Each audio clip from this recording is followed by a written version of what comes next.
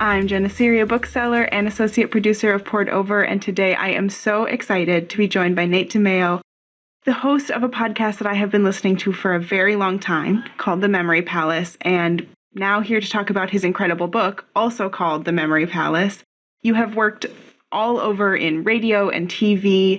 You were even artist in residence at the Met. That is incredible. But today I'm so excited to talk about this book and all of the wonderful stories inside. Oh, thank you so much. I could not be happier to be here.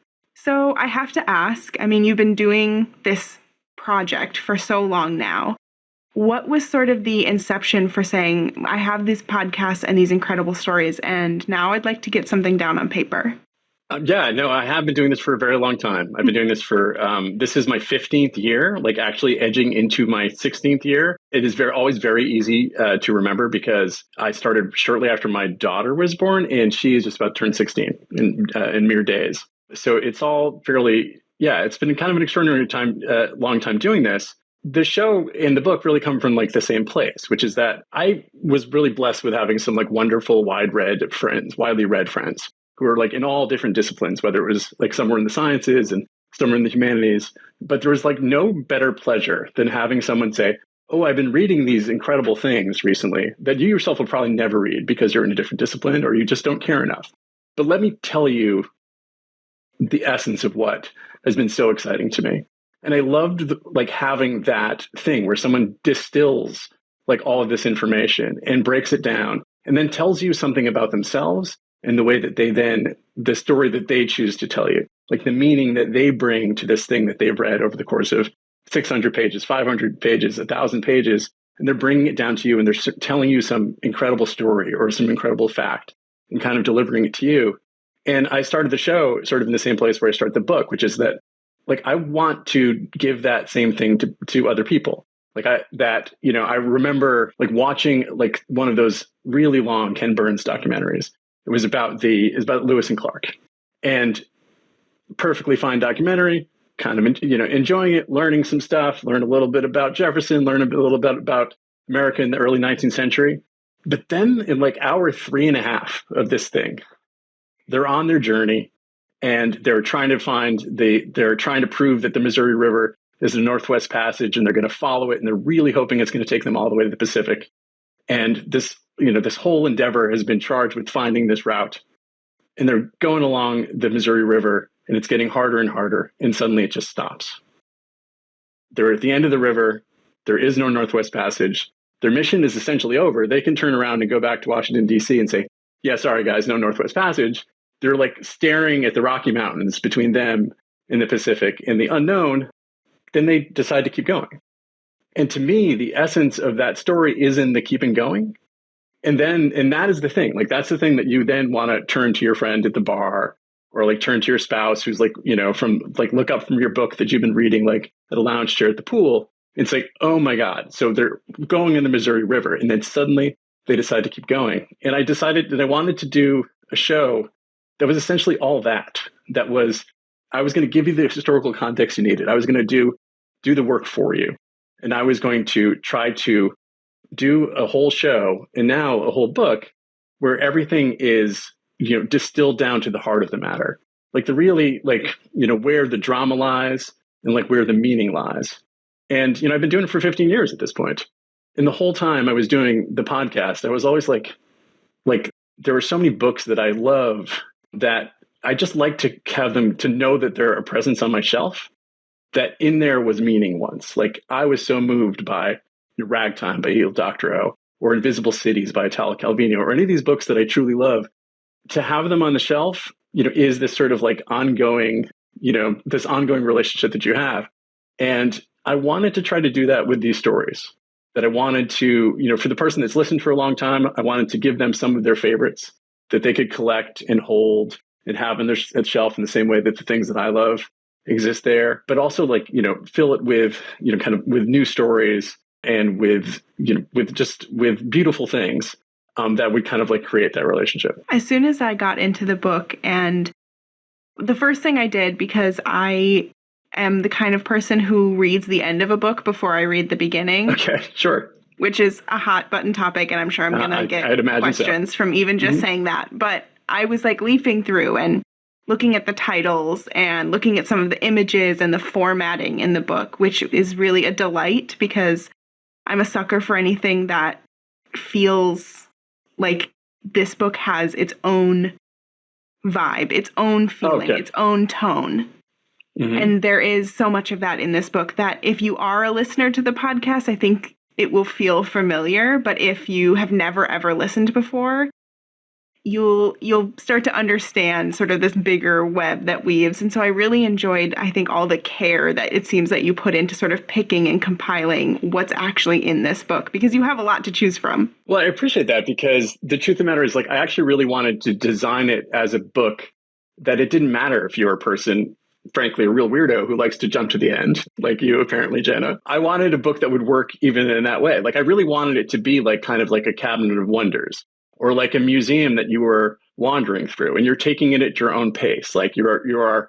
So it is curated. You know, it was one of the great pleasures of working on the book with my editor was, you know, at first the kind of story triage. Like there are so many existing stories, and how many pre-existing stories are there going to be? How many new stories there are?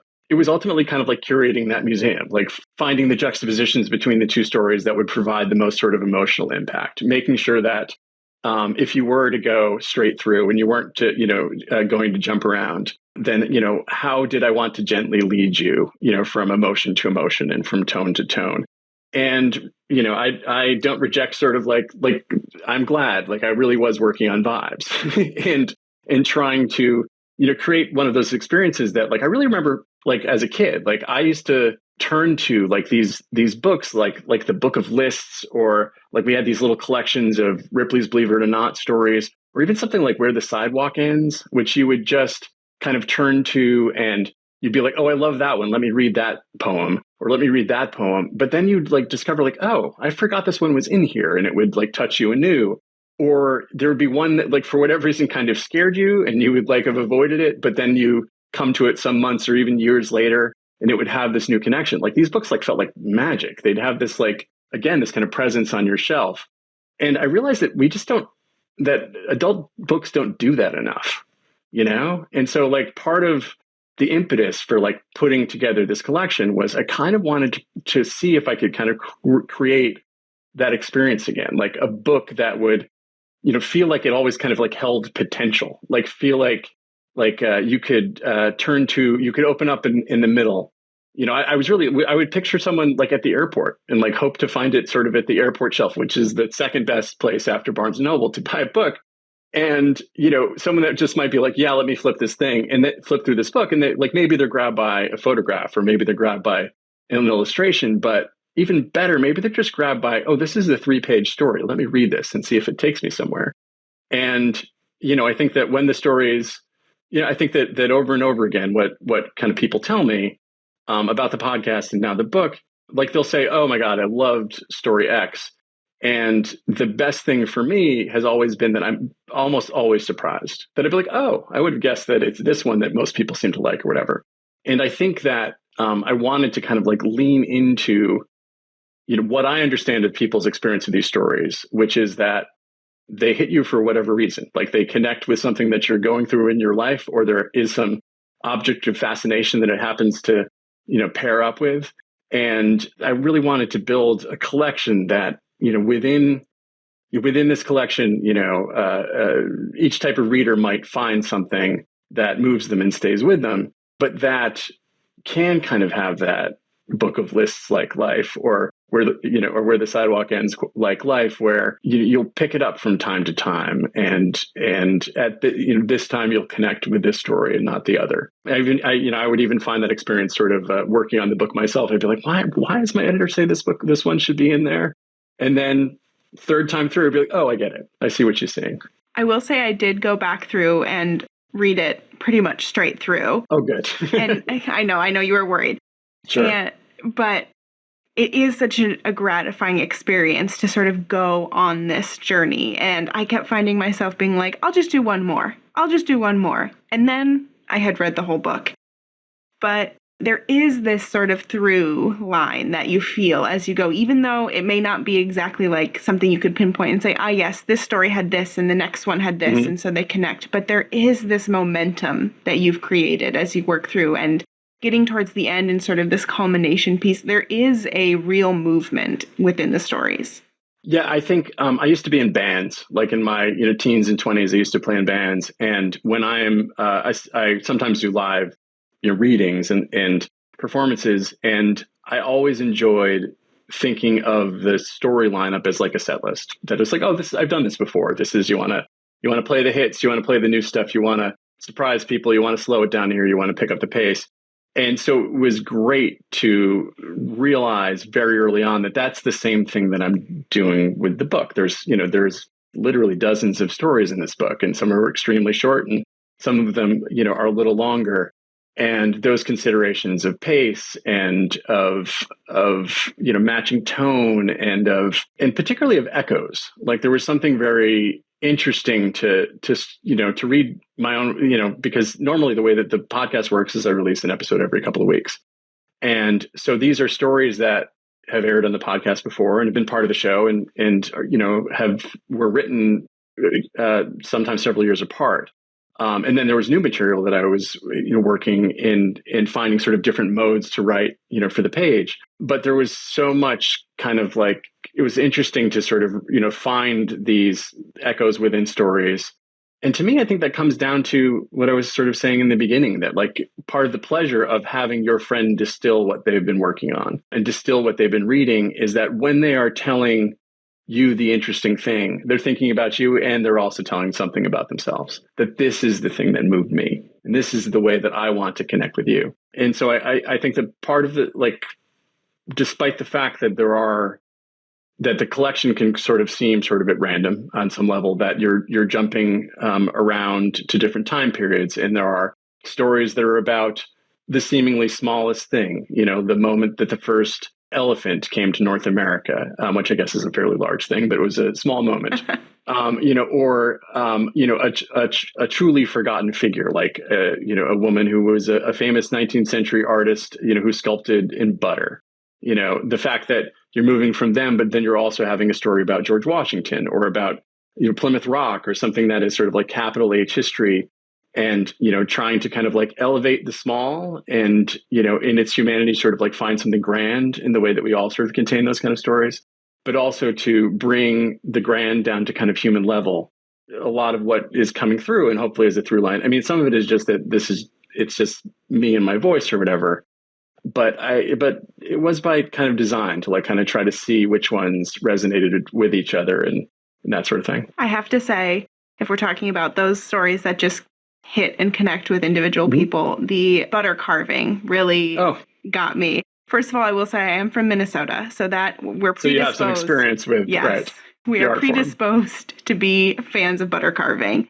But just the way in that story, this idea of one woman making essentially the same art over and over again in this uncommon medium, we'll say, it really just let me sit and think about, like, well, what is art? Who is the person who can decide? And, and what does it all mean? And I really got lost in that story. Oh, I'm so glad. I think that, so glad for a couple of reasons. One is that one of the things I enjoyed doing with that story is I started to realize that it was getting really long, like compared to some of the other stories. Like there are things where I'm telling, about the sort of invention of the telegraph and, one of the most important things that's ever happened to humanity. And I'm telling that in like barely a page. And then I'm going on and on and on about the lady who sculpts in butter. So some of it is just that, like, I frankly, I like that contradiction. Like, I like that those two stories and those two ideas can live in the same book. But the other thing is that, like, so often when you do find these kind of like book of lists type things, or the way that they, we experience these things now, which is like usually like on Instagram or in some like listicle and, on the web, we don't want for like crazy facts about the past, right? Like you might even stumble upon the butter sculptor, on some like Instagram thing of like, amazing women from the 19th century or something like that. But the thing that they often don't do, because those things are cool and they're kind of like fun facts, But I do think that the thing that like I try to do that's like I do think it's like fundamentally different, and I don't know what it is about me that drives me to do that. Is like the first question is always like what was it like to actually do that thing? And it's a simple question, right? It's one of those simple but profound things. Like there's no more profound question in the world than like what is it like to be another person? But when you start to think like what was it like to experience the first elephant in North America, or what is it like to sculpt in butter? Like let's take this as seriously as, let's try to like use my imagination to like take this as seriously as she did. And so not only so you do the research, and not only do you find that like, oh wow, people took her seriously within reason, people admired the art for art's sake, but there's also this thread of criticism that like here's this farm lady using farm tools and using butter itself and denigrating her for it. But when you really start to think of it as real people doing real things and start to recognize your own like concerns and my own concerns about art, and here I am 15 years in of making small stories that like have a very similar format, and maybe the beginning goes at the end one time, but when it all comes down to it, I'm just making pop songs. I'm just like, yes, some have two bridges and some only have one bridge, but the format is the same. Here I am too, just kind of sculpting the same thing over in butter over and over again. And when I can find, myself in some of these people, or I can find our historical moment in theirs, like that's when things kind of like change from something cool to something meaningful, or something, fun to hopefully something deep. It's the thing that turns, an anecdote into a story, like that there's meaning and that it can hold, multiple ideas. I really hope someone carves this book in butter. That's all I have to say real quick. That'd be great. It's sort of, as I finished, I can't help but think like the thoughts that come up so often when I listen to your podcast and I listen to these stories or I read them in the book, it really has challenged what I think of as history. Oh, interesting. Because I think so often we get very caught up in history, like big capital H history, as like this huge lofty thing of only these significant, important, what we now determine as significant, important events. And that is certainly true, that of course we must analyze and go back to these like pivot points in history, but it's so much more enriching in certain ways to really go back and look at individuals who were just doing what I'm doing. They're just trying to live their lives. They're just trying to have a career or put food on the table for a family, or, make their own individual art. It's really helpful and sort of inspiring to read about not only just like the George Washingtons, but someone who is just a person who's doing something that now we might be like, oh, that was pretty great. I think that for me, like one of the things that made me kind of like fall in love with thinking about the past was recognizing that it was all people, that George Washington was just a dude, and that the person that made his fake teeth was just a dude, and that there are so not only is it the kind of important important work of history of the past 30 years to bring out the stories of the marginalized, or reconfigure the way we think about power and what a worthy life is, and what actually, changes the course of history, et cetera. All of those things are true, and all of those things are kind of like baked into the project. But it really all just comes down to people, and that there's just infinite, and replenishable like value in like just taking the time to try to connect with a person. Of any kind, like the person across from you, the person sitting next to you on the couch that, you like sometimes, take for granted, or whatever it might be, or George Washington, or the guy who makes his teeth. There is this connection to an idea of community, and that all of our stories sort of interconnect us, and that we have a way to learn about each other and learn about ourselves through looking back in a way that I don't know that we're always interested in doing, or that it can seem a little bit daunting, or it can seem a little bit like, oh gosh, I don't really know if I want to go through all that, because there are a lot of challenging things to read. Sure. There are a lot of things that sort of, maybe we don't want to look back at some of the things that, especially, as Americans, that we've done, or lived through. But that's how we learn, and that's how we sort of create these empathies and this ability to hopefully do different things in the future if we can just look back a little bit. And especially when they're in sort of these vignette stories where we don't have to learn everything about a subject in order to know, okay, I think I know some things about it. Yeah, I think that that's true. And I think that, I mean, there's even difficult stuff in the book, and there's even sad,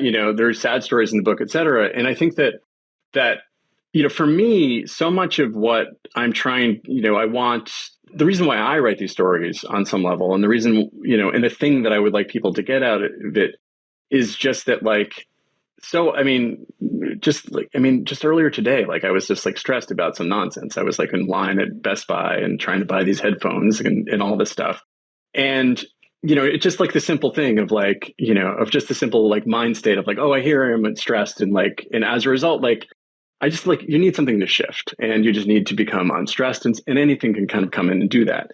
And when I think about like looking back to the past and including sort of like engaging with the difficult things, it's in part because I just find it helpful to recognize that our own time is itself historical, that in the same way that the conditions that are, for instance, in the story of the woman who sculpts in butter, like there are certain constraints upon, her life as a woman in the mid to late 19th century that are worth remembering, that are worth acknowledging and are worth connecting to.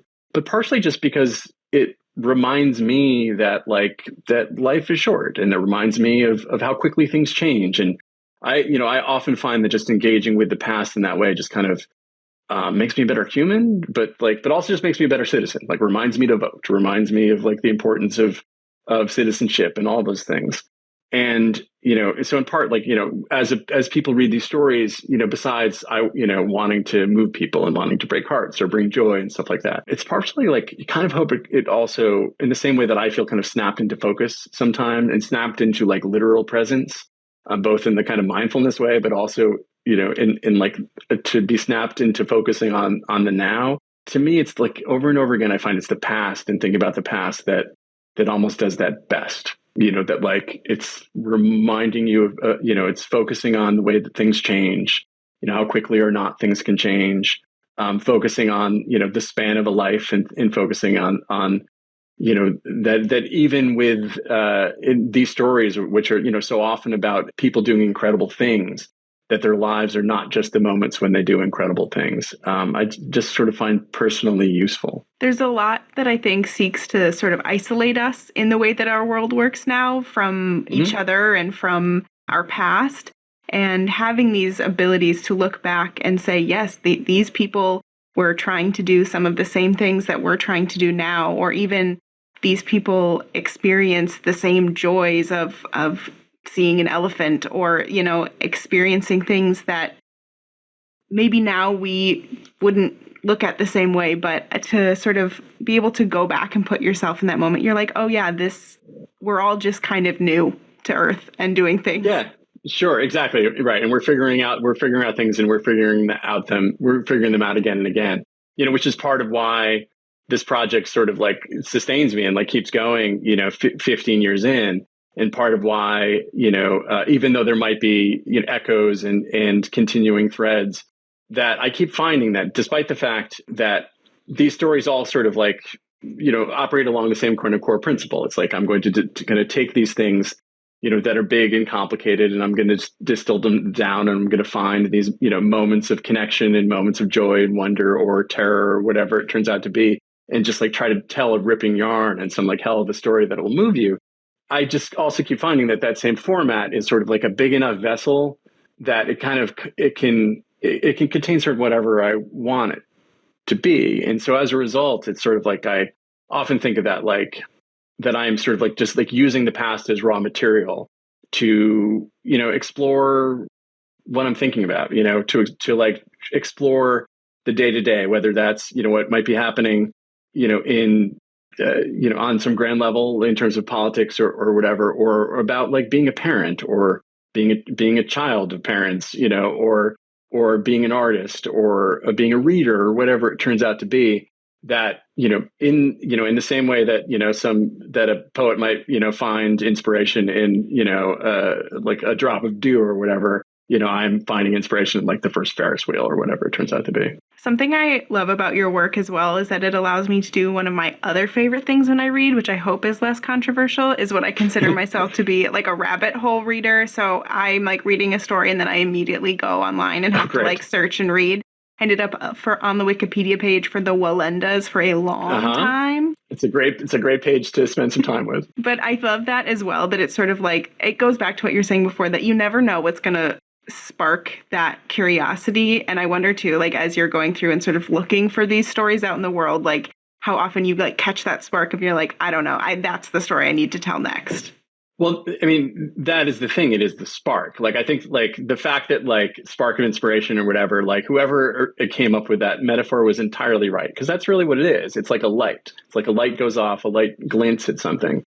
And I mean, because that is ultimately like the process. Like there are a million different places to find historical things, right? They're in your feed. They're in other books that you're reading. They're in the stories that your grandparents tell, whatever it turns out to be. But the way that these stories always start is with a spark. It's like, oh, that's fascinating. Because then the next question is like, well, why is that fascinating? Like, why, of all the artists that I could be talking about, is it the woman that is making things in butter? Why is she the one that makes me want to go down that rabbit hole? And, in part of like this kind of writing strategy on some level is, it's not that I want to I'm not trying to write the billboard for the Wikipedia thing. It's not like, hey, here's the thing about the Wallendas, go check this out. But I do think that there is something to that. Like that I think that in telling this sort of like essence of the thing, it does often sort of like inspire, besides like the rabbit holing, might inspire sort of like other works. Like someone will write to me and say, oh, I created a dance performance around this thing that you introduced me to. But I think part of that is just because the past is like inherently unreal. That despite the fact that, that this book is fact checked, and despite the fact that I am doing my research and doing my damnedest to make sure that all of this stuff really happened and happened as I said it did, and all of that stuff, the thing that is ultimately that brings me back again and again, and the thing that probably connects, inspires me to do this at all, because I'm not, is actually that unreality that, I'm not a history buff, I'm perpetually fascinated by the past and stuff, but I spend, when I'm not like on the clock, I'm really not reading history. I'm reading novels. I have, for the first time in my life, these last few years, become like a poetry guy. I'm watching lots and lots of movies, listening to music, constantly. And I'm sort of like finding, my inspiration in those forms. And so I'm not really finding it in history. But what I am doing in history, it's because like, to me, like when I get excited about history, it's when you feel that connection. And that connection is actually sort of like a conjuring of an unreal thing, right? Because, I was not at Valley Forge, I can't even see these butter sculptures in person. But when you are, whether I'm like walking through a museum or like on some historic home tour or reading some piece of history, suddenly like that world or that person feels present. And that's like simply no different than what happens when you're lost in a novel. Like you're on the subway and you are reading Jane Austen, and part of you, is on the 6 train and part of you is in Regency, England. And that's incredible. It really is. Like, it's the most mundane of experiences on some level, but it is also the most magic experience. And when I started to, find that that's actually where a lot of my kind of love from this stuff, it's just that it's simply like a feeling. It's like this feeling of transport and this feeling of like connection and this feeling of like, aha, that's why we, live this way, because this thing happened. And that's ultimately like the thing that I felt like I could both try to replicate. Like, well, what happens if you use the tools of literature and poetry, to try to do that? But what it really is doing over and over again, when you find like just the right detail that allows you to set the scene and allows you to like build that image. One of the stories in here is about John Glenn's first space flight. And and one of the anchoring images for me is of his wife, Annie Glenn, watching TV on the rug in their, mid-century living room, with their arms around their knees. And it's those images that, create that connection that draw you and create that dual reality of you on the subway and you in Regency, England, or you in the Glen's living room. And that really is ultimately the spark. It's like when you feel that thing, when you feel that spark, when you have that little bit of light shine in the past, that's just what I try that's the thing that draws me in. And that's the thing that I want, to light up for other people and draw them back in. And it's so easy in this book to find that because of the voice that you're able to create through the entire works. I mean, so often I think in history, the standard is to sort of pull back as far as possible and to Sure. really let the facts just stand as they are. And there's a very specific type of writing that often goes into creating a historical nonfiction work. But your voice is different when you tell these stories. You are really engaging with us as the reader in a way that is tactile and direct. And I think that allows us to sort of listen to these stories in a different way or read these stories in a different way, that it feels almost like hearing about someone in your own family, like sitting at a Christmas table and hearing a story about somebody's great uncle that you're oh, I vaguely know that, but I don't know. And you include stories from your own life as well, and it sort of weaves all together in this way that doesn't take away from the actual facts of the story. I don't ever feel oh, I'm not sure what that is, but it really allows you to sink in as you read. Yeah, I think that my purpose is different. I think that when all comes down to it, I think that most history is written for every good reason, to inform and educate, and help you sort of understand concepts. And it's a great gift of the world, but that's really not what I'm after. I really, am after, when I say sort of to kind of break hearts and amuse, it's both sort of a fun, funny thing to say, but it's deeply true in that, I think there's incredible value in having one's heart broken in being amused. But yeah, it again sort of comes back to that magic of the unreality, of the past, that here is this realist of things. And when it all comes down to it, that is finding those intimate details and establishing that relationship with the reader, when it's been done to me, when I'm reading some beautiful short story or some novel, it's a conjuring act and all that stuff. But it's when you can bring people into that space, that level of connection does kind of feel familial. It feels it's not just that I want to, distill the thing down and come down to the essence, so that I can, present it to a stranger. It's I always picture being at the bar, of it's the leaning over, it's the telling the friend, this is the thing that you specifically need to hear. And so, part of the, just challenge of art in general is that you can never trust how it's going to be heard or who's going to read it, and so all you can kind of do is try to be, as sincere as possible in finding your own meaning, and then kind of whispering it, or writing it down, and then hoping the right reader finds it. And I think that there are a lot of right readers for this. And that's why this book is such an interesting, when I'm trying to describe it to friends, I'm well, it's history, but I don't want you to think about history like that. I want you to think about it like this. Sure.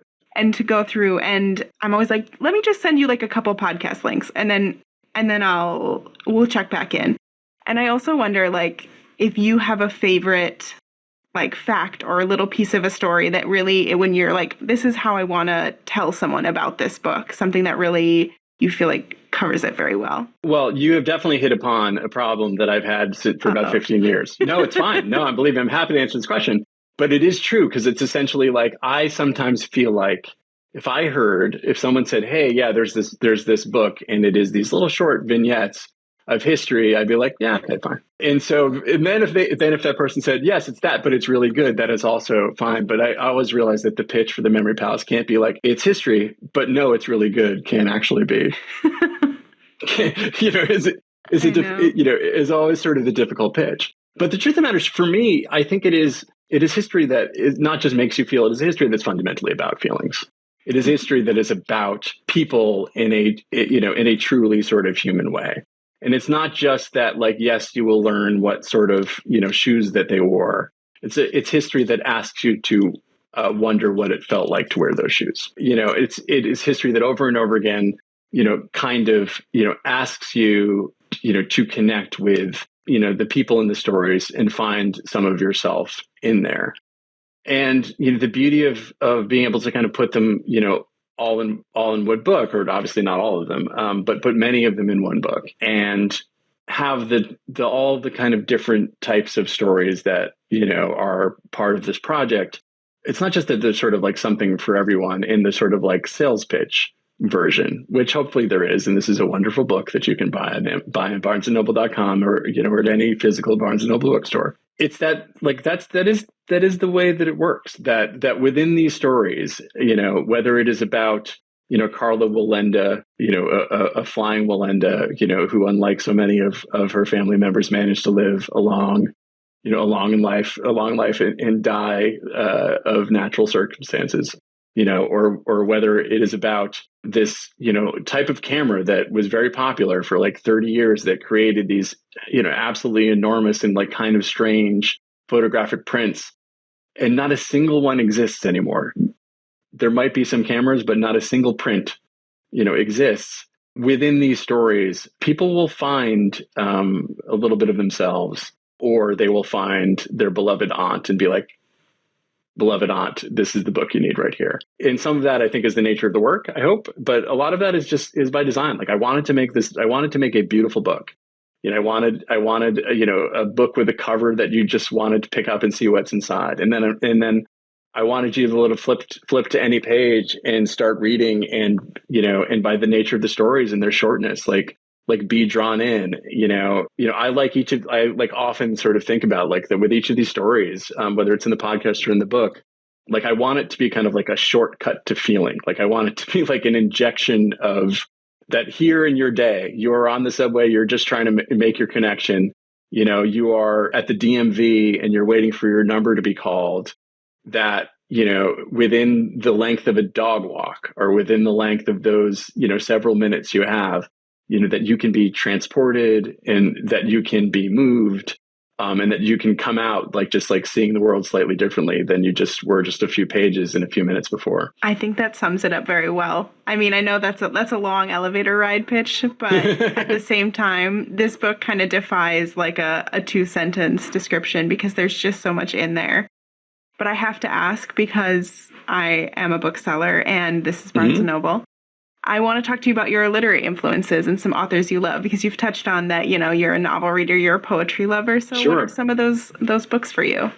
Well, I can easily just talk about like the influences on like this book itself and on the project. I mentioned Ragtime, but actually I really mentioned a couple of them before. The book Ragtime by E.L. Doctorow, the first several pages of Ragtime might be the thing that is the most purely influential on the show and the book, and just the thing in general. There's such magic in that introduction. There is this sense of history he gives you this kaleidoscopic sense of history that is also so grounded in real people's lives. And he also manages to do something with his prose that I think he's the master of him. And I'm not sure if I've ever seen anyone do it. He does this. He's able to create this sense that history is past. It is the past, and it is closed off, and it is sort of trapped in amber, but yet that amber like glows. That like, this is a thing that happened once. We are still feeling its, reverberations. But in this beautiful, sad, sort of melancholic way, we can never have it back. And when I first read that was one of the things that was just like, oh, that is the way, like, it's a silly thing, but I'm like, that is the way this works. Like that, there's such beauty in that. Another really formative book for me is Invisible Cities by Italo Calvino, which, like a lot of, 20-year-olds is just this, cool book and kind of an exciting form. But in it, as Marco Polo talks to Genghis Khan and explains, and makes up these things about these wonderful cities that he's seen in his travels, and, and tells Kublai Khan about the wider world, in this kingdom that he himself will never see. I found such power in these individual, like, poetic vignettes, like these descriptions of these different cities and these descriptions of the way that life works differently in these places, and found so much of my kind of like fascination with other places and with the past kind of like embodied in that. And, really kind of wanted to find different ways to kind of achieve that. Like, well, what would my version of be that? And in a lot of ways, this book, that right there, Invisible Cities by Italo Calvino, is one of those book of list type books for adults. Like, it is this thing where you can open it up and visit one of those cities, and only read those 2-3 pages, and then put it down and just kind of remember that those cities exist within the context of the book. And then beyond that, like, I have, just in these last couple of years, really have become a poetry person. And in part because I find, so much of what I try to do in this podcast, in this book, with these stories, like, it's just kind of like doing the same thing. It is like that ultimately, like, it turns out that I had kind of like a poet's concerns all along, that I'm trying to, step into, the reader or listener's life and just kind of reset things a little bit. And so I have been, loving books by Diane Seuss.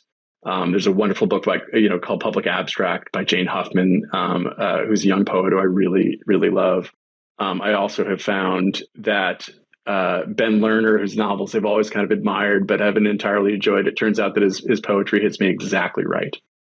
So those are some. I love that. I love getting to hear these sort of diverse, different influences on something where you're like, oh, maybe I never would have exactly thought that, but now that I hear it, I'm like, okay, yeah, I can see that.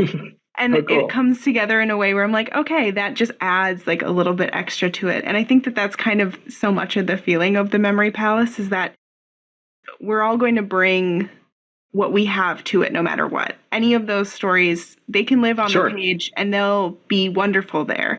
But every person, as they read, they're going to find a little bit of something different in there based on what they bring. And it's not, I think that's like one of the best things that a book can do, is allow us to put something in to get something out. Yeah, I think so too. And I think that one of the joys of pulling this book together and like kind of feeling like, oh, shoot, this idea works. Like they do work. The stories do, work together and flow well. And, you can drop in and out and all of that stuff that I was kind of like hoping to achieve, is that I do think that there's something cool and fun, and just fun, frankly, about having something that, yes, it is all one person's consciousness that is sharing, and in the same way that there is with a novel. But there really is something about the diversity of experiences, that there's something about like how quickly you can move between them, that I feel like is fun and different. And, like on the one hand, like I've always wanted this book to both be, like the airport read, like I like, like the kind of thing that someone hands you and says like, I think you're going to like this. And you're like, yeah, okay, what is this thing? Or you stumble upon at the bookstore because you're in Barnes and Noble. Like I'm at the Barnes and Noble in the Grove, and I see just on the shelf, like, oh, this is a pretty book. Let me pick it up. But that one that can, instantly sort of draw you in, and, it is, but that also doesn't feel like, if it feels like a book you've read before, it's because it might have lived on your childhood shelf. That's sort of what I was going for. I can't wait for people to get their hands on this, because I think there's so much to learn and to love in it, and that everyone is going to have a different experience, but one that I think that they'll come back to again and again. So thank you so much for joining us today. Oh, I couldn't be happier. I can't wait for people to get their hands on the Memory Palace. It's something very special. So thank you so much. Thank you, Jenna. Thank you for listening. Poured Over is a Barnes & Noble production. To help other readers find us, please rate and review the show wherever you listen to podcasts.